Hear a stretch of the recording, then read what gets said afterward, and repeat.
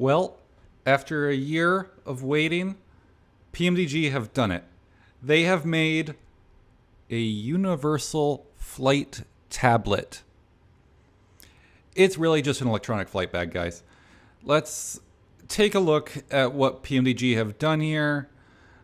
Do a quick look at what they are calling the electronic flight bag portion of the tablet, then what they're calling the performance tool part of the tablet.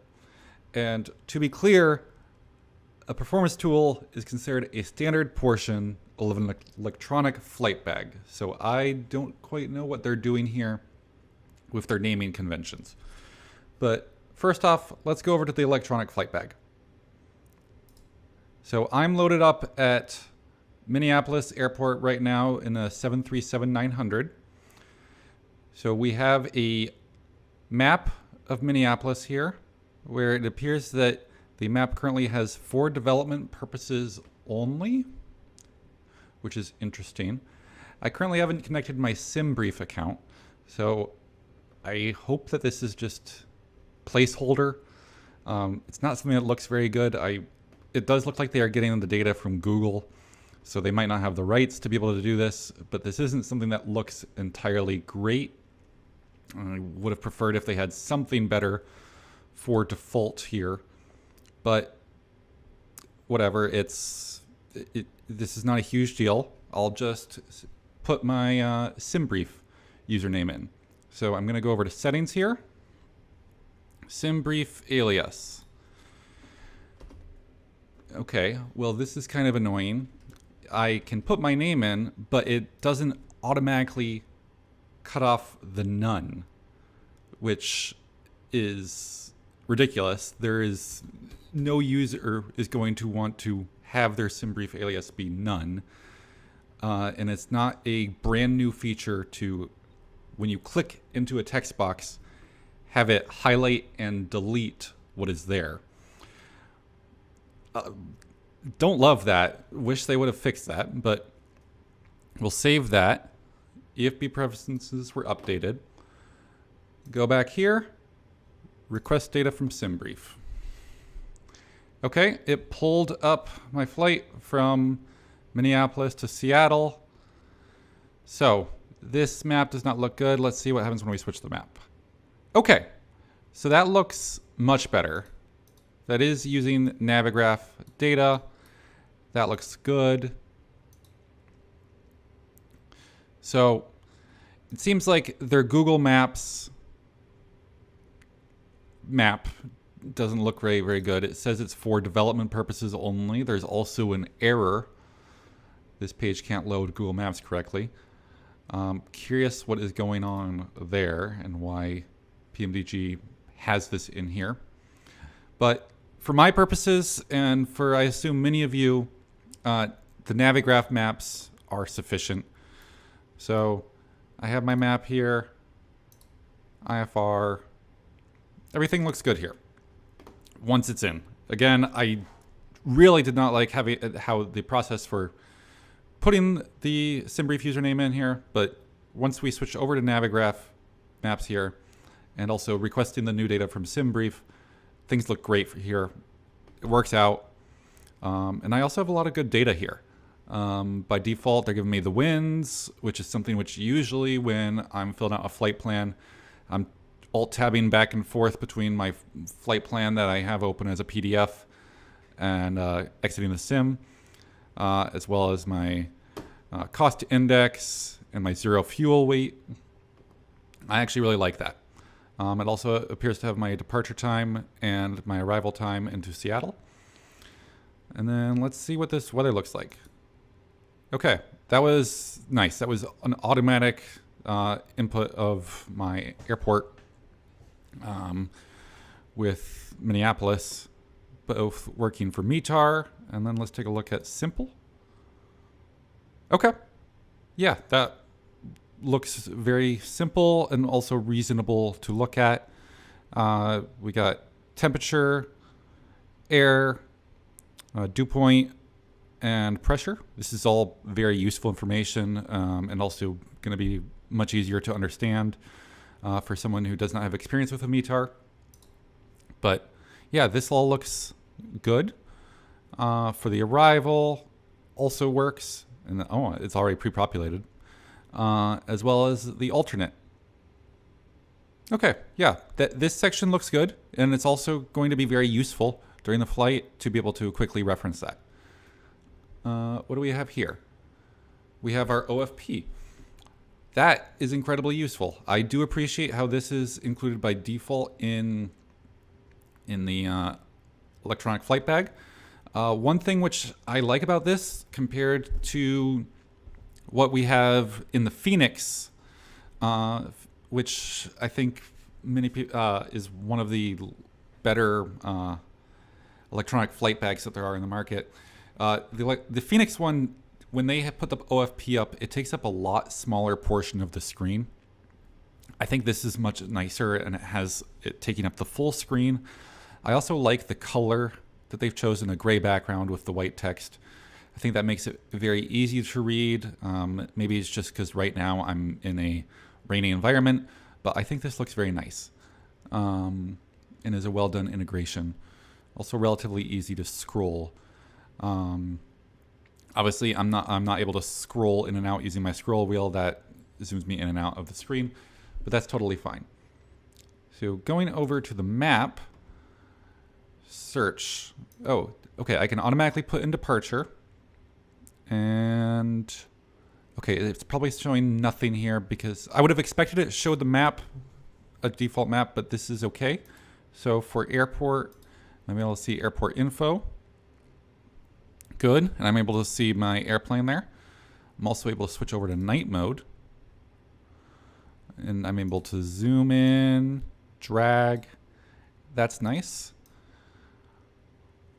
One thing that this tool is missing that I have seen other developers do on their charts is the ability to draw on here, which is something that would be very nice if, for example, I was given a taxi clearance and wanted to get over to runway 17.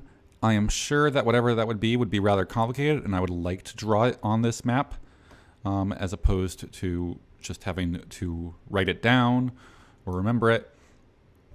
But whatever, that is how they did it.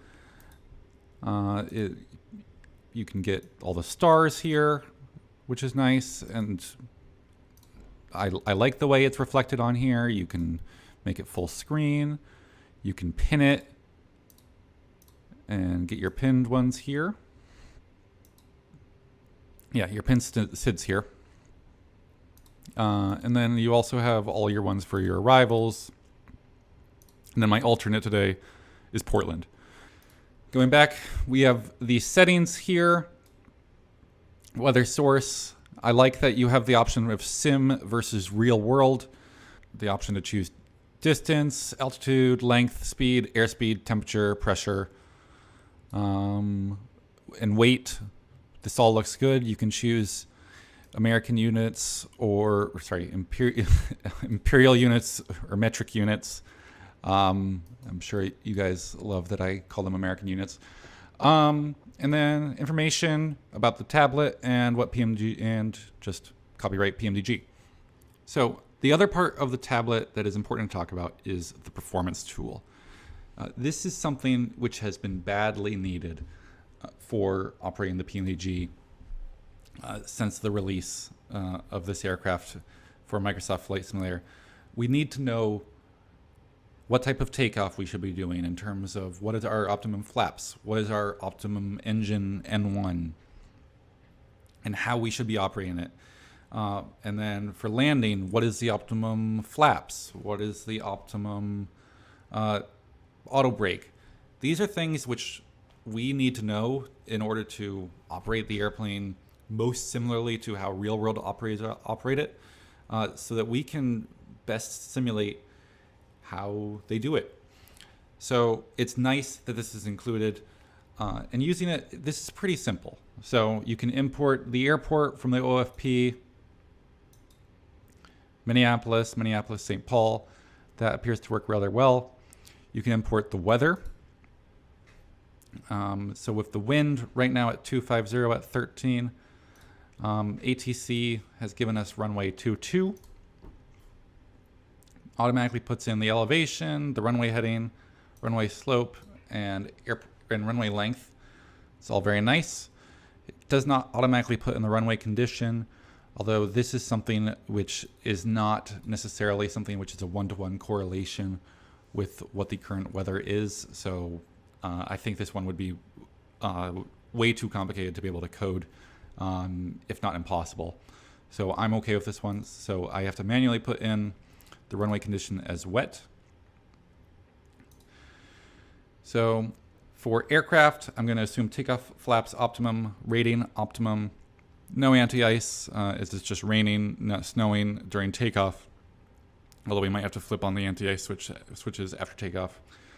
For weight and CG, it appears that you can import your weight from your OFP, but if you want to get your weight and your CG, you need to hit import from aircraft. So import from aircraft, my weight changed a little bit as I loaded a couple extra passengers than my OFP requested. So 157,000 pounds automatically gets my CG of 16.65.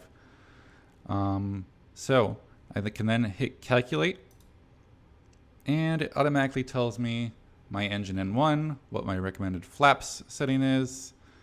It gives me my temperature, which is something that the aircraft needs for me to be able to put it into the performance items on the FMC, as well as my V1, V-rotate, V2, and VREF.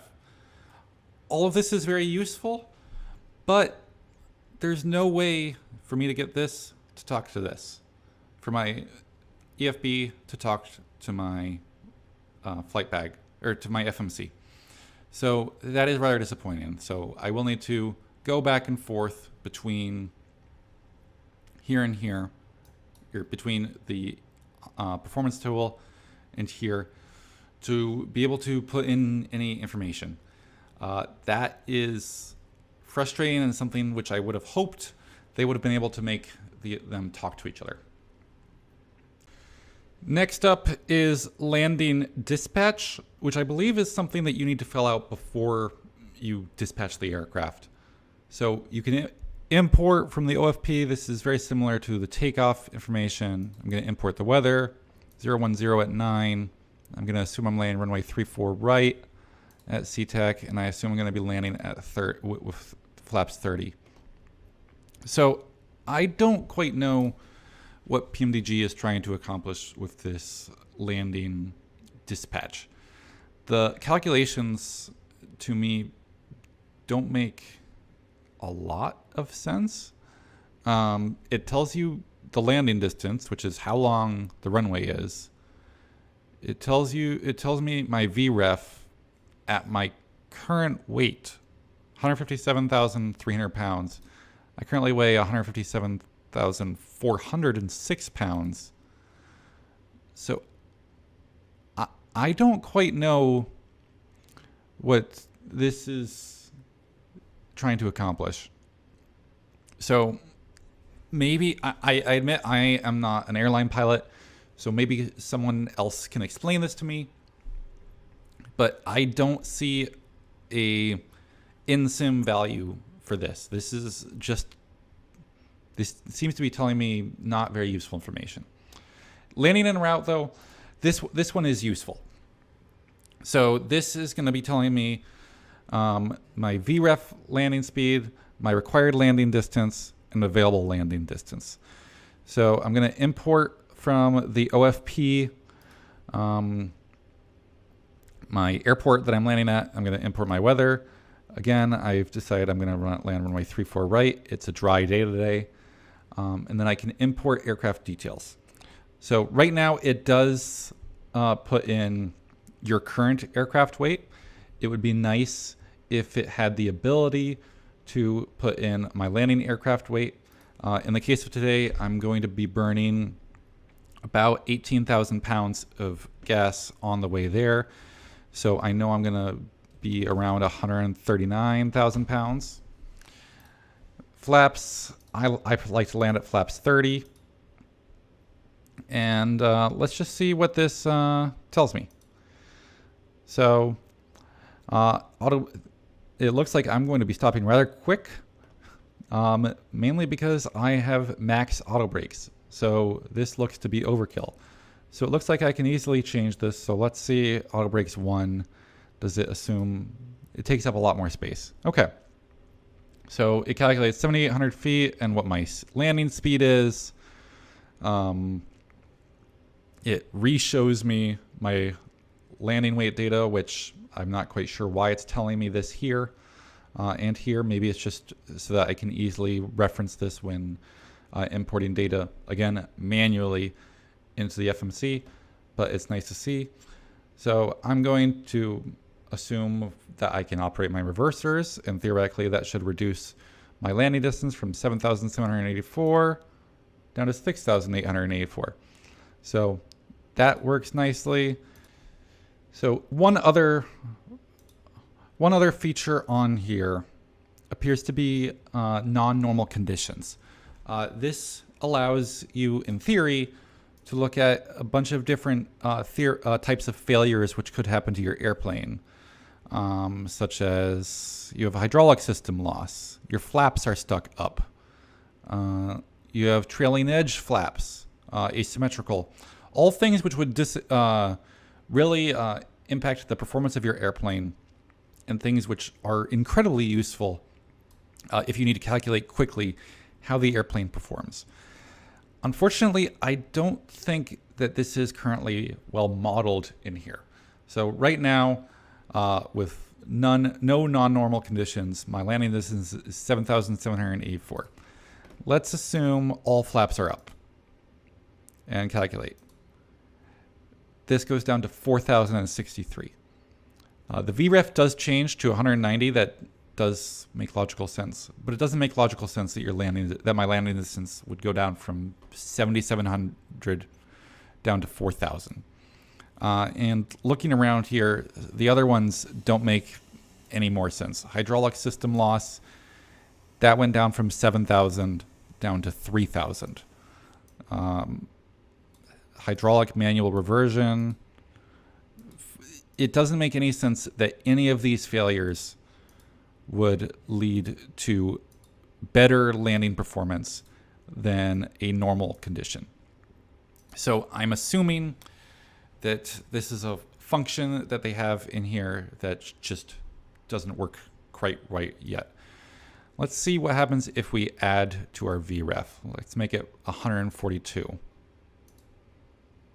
That increases. Okay. Changing the VREF does change your required landing distance in a direction which makes sense. And otherwise, I think this tool works rather well. I think that this non-normal condition clearly bugged and is not performing good calculations yet. I assume PMDG have some bad data in here, or it's just not currently well modeled. But otherwise, this tool I can imagine is rather useful. It'd be nice if there was a weight projection in here, but otherwise this appears to work rather well. Similarly, with the takeoff data, it would be great if this is something which you can automatically upload to your FMC as opposed to having to put it in manually. But that's just a function of me being lazy. It's not the end of the world. So that's it. We have an electronic flight bag, or as PMDG insists on calling it, a universal flight tablet, ready for all of the PMDG 737 aircraft for Microsoft Flight Simulator. It tries to do right now 3 things. It's a wrapper for displaying Navigraph charts, and I think it does a good job on that. It does a good job of displaying your SimBrief current OFP. It also pulls current weather data from METARs and also translates it into simplified terms for people who don't know aviation, how to read a METAR.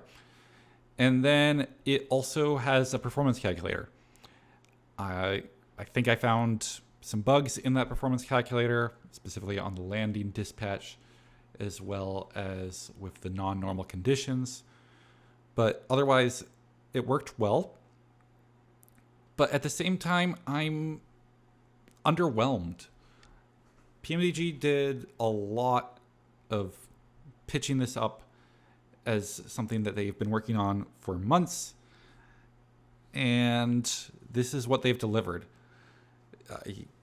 It's incredibly disappointing. There's other developers have built their own electronic flight bags that are incredibly more feature rich than what PMDG have put together here. I would have expected the ability to update your current aircraft loading on your EFB.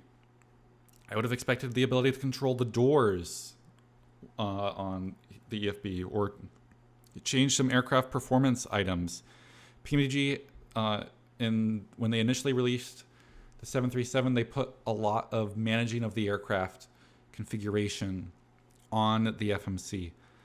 I don't understand why they have not moved all of that onto their electronic flight bag, as this is a nicer UI, and I would much rather make all those modifications here as opposed to in the FMC.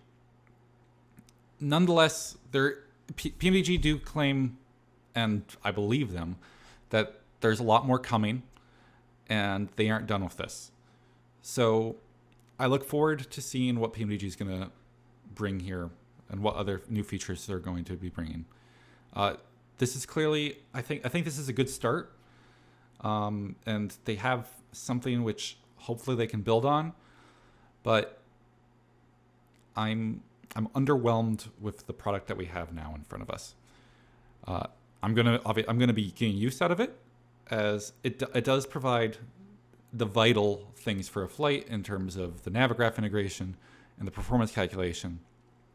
But still, I expected a lot more, as other developers have set the bar of what we can expect out of an electronic flight bag. So hopefully PMDG furthers their work on this, and we just continue to have a better experience using the 737. So with that, this has been Spencer for FS Elite, just giving my initial thoughts on the PMDG Universal Flight Tablet. Hope you guys got something useful out of this video. Thank you all for watching. Bye-bye.